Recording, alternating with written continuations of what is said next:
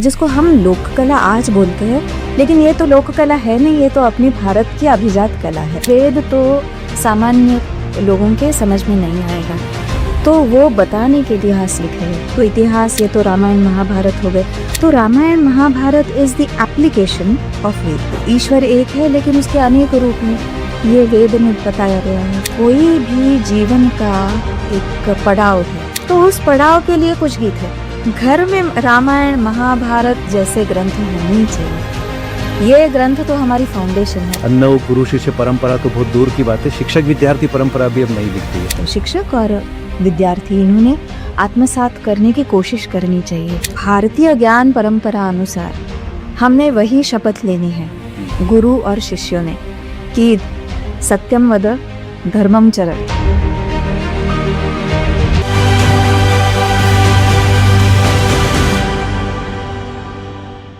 भारत, ज्ञान, परंपरा और कला, जब हम इन 3 शब्दों का 4 शब्दों का नाम लेते हैं तो एक विस्तृत परंपरा हमारे साथ में होती है। विस्तृत ज्ञान परंपरा, कला परंपरा, हमारे संस्कृति, हमारा अध्यात्म और ये वो सारी कथाएं, वो सारे दृष्टांत, वो उदाहरण जो उपनिषद वेदों से होते हुए श्रुति के जरिए, संवाद के जरिए, बातचीत के जरिए इस समय तक पहुँचे हैं। और अपने इस समय को जानने का, भारत की पूरी काल परंपरा को जानने का, ज्ञान परंपरा को जानने का बेहतर मौका है विशिष्ट जनों से संवाद करने का। आज हमारे बीच दीपाली पाटवड़कर जी मौजूद हैं। मैं आपका स्वागत करता हूं और स्वागत करने के साथ में बहुत प्रसन्नता के साथ मैं अपने श्रोताओं को, दर्शकों को ये बताना चाहता हूं कि वो ज्ञान परंपरा जिसके मार्फत हम अपनी दृष्टि को, अपने दर्शन को समझते हैं, जानते हैं, विकसित करते हैं, उसकी आप अध्येता हैं। आप केवल शिक्षक नहीं हैं जो भारतीय नव ज्ञान को अगली पीढ़ी तक पहुंचा रही हैं, बल्कि आप कला की मर्मज्ञ भी हैं, आप कला को जानती हैं। और दीपाली जी का परिचय देते हुए मैं बहुत गर्व के साथ मैं कह सकता हूं कि लोक कलाओं को ज्ञान के साथ देखने की दृष्टि विकसित जिन लोगों ने की है, जो कर रहे हैं, उनमें आप बहुत जाना पहचाना नाम है। तो इस संवाद में मैं आपका स्वागत करता हूँ। और एक बहुत सहज सवाल होता है ऐसे समय में जब अलग अलग परंपराओं की, पूरी दुनिया की अलग अलग सभ्यताओं की, संस्कृति की बात होती है, तो हम कहीं थोड़ा सा चूक कर जाते हैं भारत की सभ्यता पर, भारत की गरिमा पर, भारत की जो ज्ञान परंपरा है उस पर गर्व करने में। आप इस पूरी समग्रता को, जो बातें अभी मैंने उठाई हैं, कैसे भारत की इस ज्ञान परंपरा को देखती हैं? जी, जब हम ज्ञान परंपरा की बात करते हैं तो मुझे ऐसे लगता है ज्ञान एक चीज़ है कि जिसमें कई शाखाओं का ज्ञान है।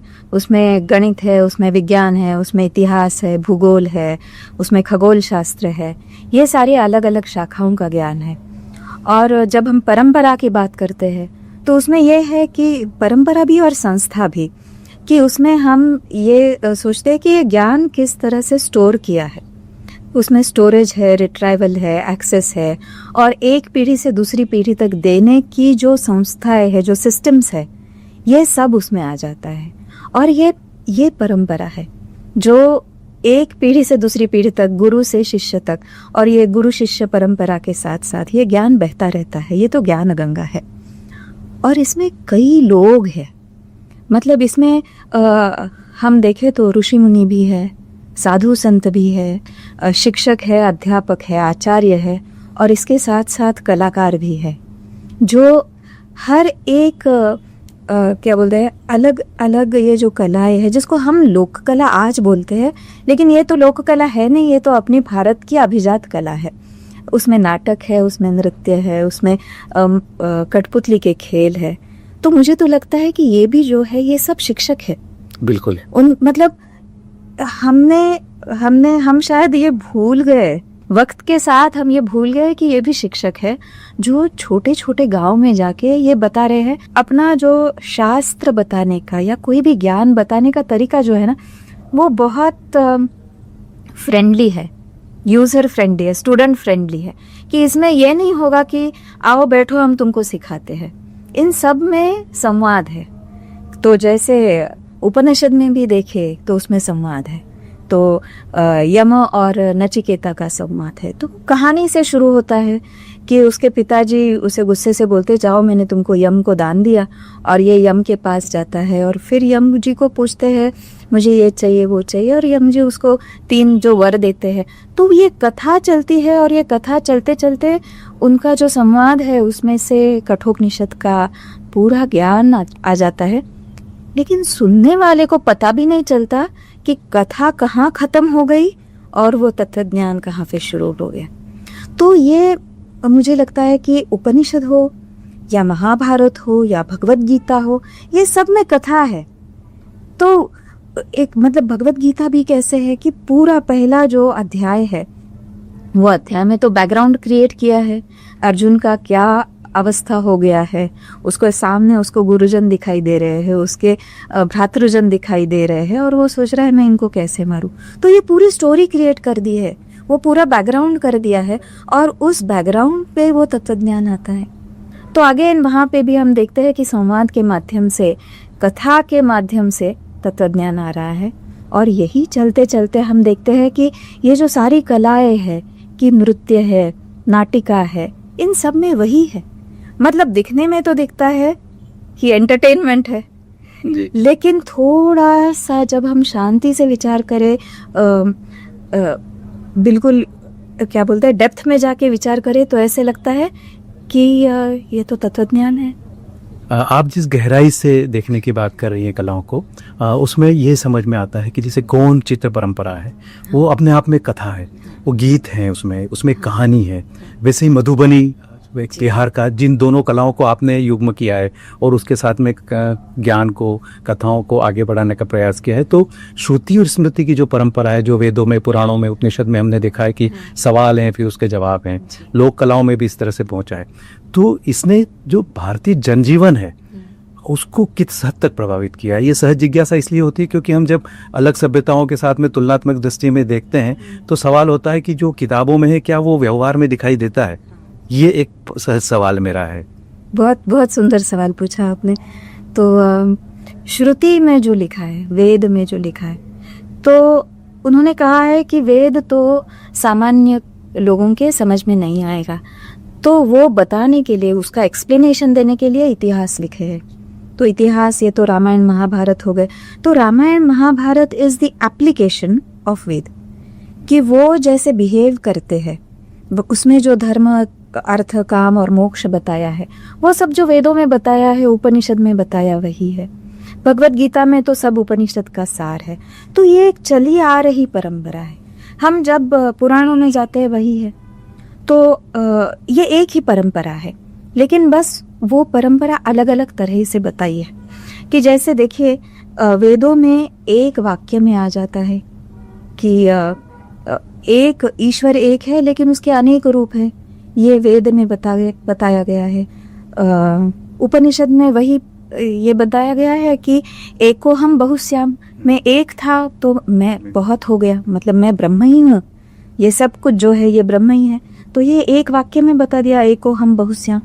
और फिर जब हम चलते चलते पुराणों में आते हैं तो दशावतार की कथा आती है। तो दशावतार की कथा में वही है, एक विष्णु है, उसके अनेक रूप है। तो ये दिखने में दिखता है अलग अलग है, लेकिन वो सब जो बताते हैं वो वही एक सत्य बताते हैं जो वेदों में है। और यही परंपरा हमको लोक साहित्य में दिखाई देती है, लोक गीतों में दिखाई देती है, नाटक में दिखाई देती है, चित्रों में दिखाई देती है। कि जैसे अभी अगर हम मधुबनी चित्र देखें तो मधुबनी चित्र की वो इतिहास ऐसे बताते हैं, ये तो मधुबन का डिस्ट्रिक्ट का, वहाँ का कला है। तो वो ऐसे बताते हैं, मैथिली चित्र ये है कि सबसे पहले जब राम और सीता का विवाह हुआ तो जनक राजा ने ये कलाकारों को बुलाया और बताया कि आप ये चित्र बनाइए। तो मानो जैसे फोटोग्राफर्स को बुलाया है विवाह के मंडप में, और जो पहला मैथिली चित्र बना वो राम और जानकी के विवाह का बना।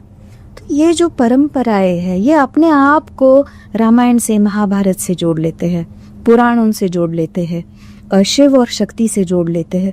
तो इन जो कलाओं में अगर हम चित्रों की बात करें, इनमें जो चित्र आते हैं ये तो वही है ये तो शिव पुराण में जो बताया है, शाक्त पुराण में जो बताया है, वही कथाएं आती है जो चित्र के माध्यम से क्या बोलते हैं कागज पे उतरती है या वॉल्स पे आ जाती है। या फिर हम अगर पट्टचित्र की परंपरा देखें, ये तो उड़ीसा की पट्ट जी, बिहार की ये जो परंपरा है, तो ये पट पे ये चित्र बनाते हैं। ये पट एक तो मंदिर में है, तो जो भी कोई आते हैं भगवान का दर्शन लेने के लिए, तो वो भगवान के जो कथाएं हैं उनका चित्र देखते हैं। तो मतलब सोचो राम का मंदिर है, तो वो जो चित्र बनते हैं वो सारे रामचरित के चित्र बनते हैं। तो वो चित्र देखते देखते देखते ये होता है कि रामायण का एक पारायण हो गया। और फिर वही जो पट है वो रथ पे भी लगाते हैं और रथ यात्रा निकलती है। तो रथ यात्रा निकलती है तो सब जो आए हैं भाविक वो भी वही चित्र देखते हैं। तो ये है कि वो लोक कला के माध्यम से रामायण को जानते हैं, रामायण के माध्यम से वेदों को जानते हैं, या महाभारत को जानते हैं, महाभारत के माध्यम से वेदों को जानते हैं। तो ऐसी एक परंपरा है। इसमें और एक बता देती हूँ कि जैसे लोकगीत का एक अगर हम देख लें, लोकगीत तो कैसे है कि कोई भी जीवन का एक पड़ाव है, तो उस पड़ाव के लिए कुछ गीत है, उसका सेलिब्रेशन है। तो दोहत के गीत है, जब बच्चा पैदा होता है तो उसके नामकरण, लोकगीतों में मृत्यु भी उत्सव है, हाँ मृत्यु भी उत्सव है, बिल्कुल बिल्कुल। और फिर एक एक पड़ाव का गीत है, तो उसमें एक ना दोहत का जो गीत है मुझे ये बहुत अच्छा लगता है और मैं ये बार बार बताती हूँ। तो सुनना चाहेंगे? जी जी बिल्कुल। तो ये दोहत का गीत है, कौशल्या और दशरथ के संवाद है। और ये संवाद में कौशल्या प्रश्न पूछती है और दशरथ उसका उत्तर देते हैं। और ये उस वक्त का गीत है जब कौशल्या और दशरथ को बच्चा नहीं है, तो उनको पुत्र नहीं है। तो कौशल्या पहले पूछती है प्रश्न कि अमवा लगाए तो कौन फल मिले है, कि आम का पेड़ अगर लगाए तो उसका कौन सा फल मिलता है, कब मिलता है फल। तो दशरथ उसको बताते हैं कि जब कोई भूखा इंसान वो फल खाए तब उसका पुण्य मिलता है। हाँ, मतलब ये उस फल से अध्यात्म के फल की बात, तत्व ज्ञान के फल की बात हो बिल्कुल गई। बिल्कुल। मतलब ये स्थूल से सूक्ष्म की यात्रा की तरफ हम चले। हाँ जी हाँ जी। तो कैसे होता है हमारा व्यवहार, कैसे होता है, हम आम का पेड़ लगाएंगे तो बाजू में they will put a boundary, है ना। कोई छोटे बच्चे भी आम के पेड़ पे चढ़ जाए तोड़ने के लिए, तो वहां पे एक हम वॉचमैन बिठा देंगे कि इनको भगाओ करके। तब मतलब कितनी खूबसूरत बात है। एक बहुत अच्छी महत्वपूर्ण बात चल रही है, इसको मैं आगे बढ़ाऊंगा, लेकिन एक बहुत व्यवहारिक सवाल पैदा होता है। वीर भारत न्यास ने महाभारत प्रसंग रचा, देश भर की कलाएं हमारी रचनाओं में, हमारे ज्ञान में, कौशल में, जहाँ जहाँ महाभारत के प्रसंग है, भारत भवन में वो पूरा अद्भुत आयोजन रचा गया। फिर ऐसी क्या वजह रही कि महाभारत को घर में नहीं रखना है जैसी धारणाएं विकसित हुई? ये पता नहीं कहाँ से आ गई ऐसी धारणाएं, लेकिन ये इतनी गलत है, इतनी गलत है। घर में रामायण महाभारत जैसे ग्रंथ होने ही चाहिए। ये ग्रंथ तो हमारी फाउंडेशन है। ये ग्रंथ हमको धर्म, अर्थ, काम और मोक्ष, ये पुरुषार्थ सिखाते हैं। हमारे घर में भगवत गीता होनी चाहिए, हमारे घर में रामायण होना चाहिए, ये तो होना ही चाहिए। ये बिल्कुल गलत है और इसको कोई शास्त्र का आधार नहीं है, ये तो ऐसी अफवाहें। महाभारत और रामायण का काल बहुत अलग है, लेकिन दो कथाएं। मंगूस ने कहा कि यहाँ मेरा शरीर, आधा शरीर स्वर्ण का नहीं हुआ। वहाँ मिथिला में दशरथ कहते हैं कि फल तृप्त यदि कोई व्यक्ति हो जाए तो उस फल का सुफल माना जाना चाहिए। दोनों कथाओं का जो सार है वो भारतीय ज्ञान परंपरा का सार है। बिल्कुल। तो ऐसे समय में अब चूंकि अब आप शिक्षिका भी हैं और आप तकनीक की जानकार, कंप्यूटर में की आप दक्ष हैं, एक तरफ कला और ज्ञान को आप शिक्षिका के रूप में संवाहित कर रही हैं, तो गुरु शिष्य परंपरा जैसे भी सीमित बृहत आकार में आगे बढ़ रही है। लेकिन जब शिक्षा के अकादमिक स्तर पर हम बात हैं, शैक्षणिक माहौल अब वैसा नहीं रहा। नव गुरु शिष्य परंपरा तो बहुत दूर की बात है, शिक्षक विद्यार्थी परंपरा भी अब नहीं दिखती है। ऐसे समय में ये जो तत्व की हम बात कर रहे हैं, क्या हमारे अकादमिक संस्थान इतने महत्वपूर्ण हैं, क्या वहाँ पर इतनी जगह बन पा रही है कि ये बातें वहाँ जगह गुंजाइश बना पाए?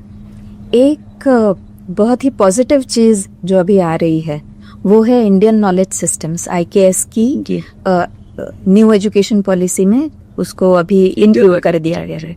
तो अभी IKS की शिक्षा जहाँ जहाँ हो रही है अभी तो शुरुआत है, लेकिन ये जैसे जैसे बढ़ता जाएगा वैसे ये अच्छे से ऐसे प्रोग्रेस होना चाहिए कि जैसे प्राचीन हमारी गुरु शिष्य परंपरा थी।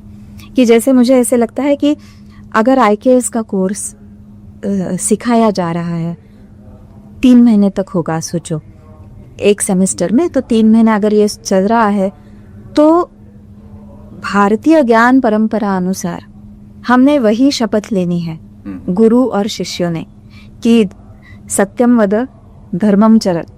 तो at least for these 3 months, at least for this semester, जब ये IKS आप सीख रहे हैं तब ट्राई एंड इम्प्लीमेंट दिस। तो ये सब तरह से हमने गुरु शिष्य परंपरा दोनों ने, शिक्षक और विद्यार्थी, इन्होंने आत्मसात करने की कोशिश करनी चाहिए कि आचरण में भी वो आना चाहिए। और इसके साथ साथ प्रैक्टिकल भी होना चाहिए। और धीरे धीरे ये जो IKS हम बात कर रहे हैं, ये IKS जो बिल्कुल अलग है कि एक अलग सब्जेक्ट की तरह सिखाया जा रहा है, तो it should get included also. कि एक उदाहरण दे तो अगर IKS का अभी फाउंडेशन कोर्स है तो वो फाउंडेशन कोर्स में सब बताएंगे कि भारतीय आर्किटेक्चर कैसा है, भारतीय रसायन शास्त्र कैसा है, भारतीय चिकित्सा पद्धति कैसी, शिक्षा पद्धति है, नृत्य है, गायन, ये सब आ जाएगा, खगोल शास्त्र, गणित है, विज्ञान, ये सब आएगा। ये तो इंट्रोडक्शन पे आएगा। लेकिन जब ये धीरे धीरे आगे चलते ये होना चाहिए कि रसायन शास्त्र की पुस्तक में IKS के चैप्टर्स होने चाहिए। कि अगर रसायन शास्त्र में हम एटम्स की बात कर रहे हैं तो वो एटम का मॉडल की जब बात करते हैं तो डाल्टन के एटम के मॉडल से शुरुआत होती है, लेकिन उसके साथ साथ ये भी आना चाहिए कि भारतीय परंपरा में कणाद ऋषि ने क्या बताया है। तो ये इतना एक रूप होना चाहिए। और फिर ये अपनी जो शिक्षा पद्धति है ये भारतीय शिक्षा पद्धति होनी चाहिए। मुझे भी आपने कणाद का जिक्र किया तो याद आया कि आपने आर्यभट्ट पर किताब लिखी है जी।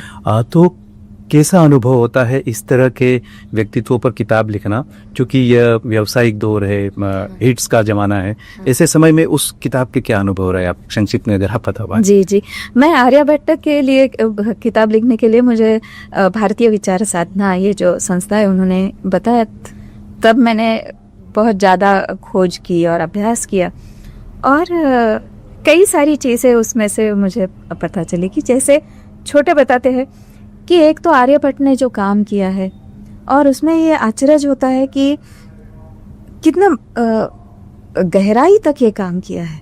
कि हमको जब बताते हैं ना कि सिंपल आर्यभट्ट ने ये शोध लगाया कि ग्रहण जो होता है वो एक तो सूरज को चंद्र ढकता है या फिर चंद्र पृथ्वी की जो छाया है उसमें आ जाएगा। तो ये लगता है सिंपल, लेकिन इसमें इतना ज़्यादा कैलकुलेशंस है कि पृथ्वी का व्यास क्या है, चंद्र का व्यास क्या है, ये सब अंतराल में है। ये अंतराल में है तो पृथ्वी की छाया कितनी बड़ी है और पृथ्वी से चंद्र का अंतर कितना है, पृथ्वी से सूर्य का, ये सब उन्होंने सोच लिया है। ये जब ये भी बातें ध्यान में आनी चाहिए कि ये कितना बड़ा काम है। एक तो ये है और दूसरी बात ये है कि मैं ज्ञानेश्वरी का भी पढ़ती हूँ तो उसमें ज्ञानेश्वरी में ये 12वीं शताब्दी की बात है, आर्यभट्ट है 4वीं शताब्दी में, तो 12वीं नहीं 13वीं शताब्दी में ज्ञानेश्वर अध्यात्म का सूक्ष्म जो चीज़ें हैं वो बता रहे। लेकिन वो जो सूक्ष्म चीज़ें हैं वो बताने के लिए वो कुछ मोटे मोटे उदाहरण देते हैं। तो जब वो मोटे उदाहरण देते हैं तो वो बताते हैं कि हम जब नाव में से जा रहे हैं तो ऐसे लगता है कि तट पर जो पेड़ है वो भाग रहे हैं, लेकिन जब हम शांति से सोचते हैं तो पता चलता है कि पेड़ तो स्थिर है, हम खुल रहे हैं, हम भाग रहे हैं। वैसे ही वो और एक उदाहरण देते हैं, वो कहते हैं हमको रोज लगता है कि सूरज उगता है और डूबता है, तो ऐसे लगता है कि सूरज हिल रहा है, लेकिन जब हम शांति से विचार करते हैं तो समझ में आता है कि सूर्य स्थिर है। तो ये उदाहरण के तौर पे दे रहे हैं। इसका मतलब सामान्य जनों को ये पता है कि नाव में जाते समय जैसे पेड़ नहीं हिल रहे हैं, वैसे जैसे हम पृथ्वी पे रहते हैं तब सूर्य हिलते हुए दिखता है, लेकिन वो हिलता नहीं है, वो स्थिर है। तो ये सामान्य ज्ञान है। ये बहुत ही एक क्या बोलते हैं, आश्चर्य होता है ये जब देखते हैं कि ऐसा नहीं है कि एक आर्यभट्ट हुए और बस उनको ही मालूम है, एक ज्ञानेश्वर हुए और उनको मालूम, ये नहीं, ये सामान्य ज्ञान है। ये भारतीय लोगों के लिए सामान्य ज्ञान है कि पृथ्वी सूरज के चक्कर काटती है। आज के इस पॉडकास्ट में बहुत महत्वपूर्ण बातें हुई, बहुत गहरी बातें भी हुई और सतह पर जाकर भी हमने उनकी गहराई को टटोला। अच्छा लगा आपसे बातचीत करके। एक बहुत छोटा सा सवाल है और बहुत, लेकिन उसका आकाश काफ़ी बड़ा है। कितनी उम्मीद आपको लगती है कि जो ज्ञान परंपरा को लेकर थोड़ी बहुत भी निराशा हमको दिखाई देती है, युवाओं से क्या उम्मीद रखते हैं आपकी? कहाँ तक ये विस्तार पा पाएंगे, जिस कौशल को, जिस समझ को हम विकसित होते देखना चाहते हैं? अभी तो बस शुरुआत है और मुझे ये लगता है कि देखिए, हमारी जो पीढ़ी है, हमको तो प्यास थी इस ज्ञान की और हमारे पास कोई रिसोर्सेस नहीं थे, हमारे पास कोई ये सिखाने वाला नहीं था। लेकिन ये जो आज की जनरेशन है, उनको तो ये इतने बचपन से मतलब अभी तो लाइक कॉलेज की उम्र से, 18 ईयर्स से उनको ये ज्ञान मिल रहा है। तो कई वर्षों में, मतलब बस कुछ ही वर्षों में मैंने कहना चाहिए कि ये तो विस्फोट होने वाला है। बहुत ही प्रगति हमको दिखने वाली है, बहुत अच्छी चीज़ें दिखने वाली है और मुझे बहुत बड़ी उम्मीद है इससे। बहुत अच्छी बात कही आपने। वीर भारत न्यास जैसे संस्थान जो इस तरह से काम कर रहे हैं, जिस चेतना को एकत्रित करने की आवश्यकता थी उस तरफ बढ़ रहे हैं। आपकी बातें उम्मीद जगाती हैं और विश्वास है कि हम उस ज्ञान परंपरा को अपने पूर्वज जिस तरह से आगे बढ़ा पाए हैं उस तक पहुंचा पाएंगे। बहुत बहुत धन्यवाद, आपने समय निकाला और हमसे बात की।